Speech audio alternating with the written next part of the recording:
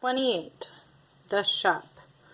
It was a small, sleepy farm town. A few trucks glided down the streets, a few humans sat on porches, a few stores lined the main square. Rambler parked in front of a big white building. Then Mr. Sharif left the children with Roz, and he limped inside. "Welcome to the Tech Lab shop," said a woman in a white suit. "My name's Nadine. How can I help you?" Mr. Sharif was distracted by all the robots on display in the shop. They came in a dazzling variety of designs and sizes and colors. Standing still, eyes glowing, they calmly waited for someone to put them to work.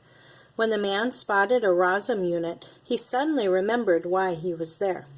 "I'm the owner of Hilltop Farm," he said, "and we were just hit by a tornado." "I heard the siren," said Nadine. "Is everyone okay?" "My family's okay, but I've got a Rosum unit outside who's in bad shape." The woman called over her shoulder, "Patch, bring the Rosum repair kit." A robot marched into the room carrying a large case. He looked similar to a Rosum robot, but he was shorter and wider. The word Patch was lightly etched on his torso. Mr. Sharif led Nadine and Patch out to the truck where the children were chatting with their robotic friend. Patch quickly scanned Roz's broken body and announced the cost of the repairs. The man stroked his chin, mulling over his options, until the children blurted out, "Just fix her!"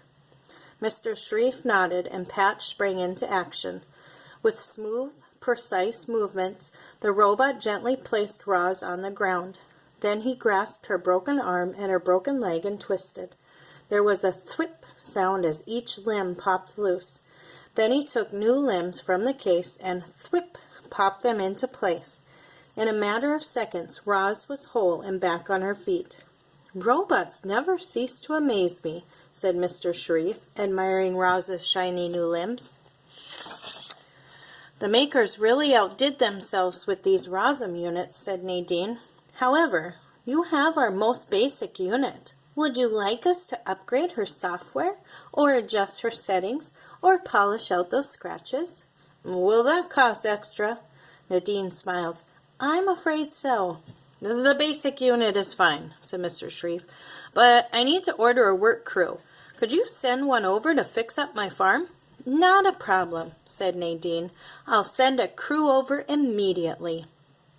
Chapter 29. The Aftermath.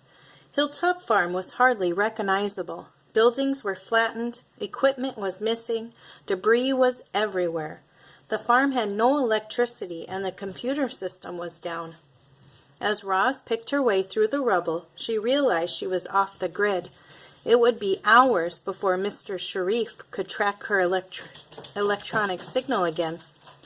Was this the moment for her escape? No. Roz couldn't leave the Sharifs, not like this. Instead, she did what she could to help. The tornado had left behind a winding trail of destruction. Thankfully, it hadn't destroyed everything. The barn was leaning to one side, but it was still standing. Roz forced open the door and found the cows nervously bunched together in a corner. "You are safe now," said Roz in her calmest voice. "How is everyone feeling?" The robot was answered by a chorus of moos. "How do you think we feel? I'm a nervous wreck. My whole life flashed before my eyes." The robot raised her hands to quiet the crowd. "I am afraid the tornado destroyed much of the farm, including the milking parlor." The cows gasped. "But my udders are about to burst," cried Tess. "Would you like me to milk you the old-fashioned way?"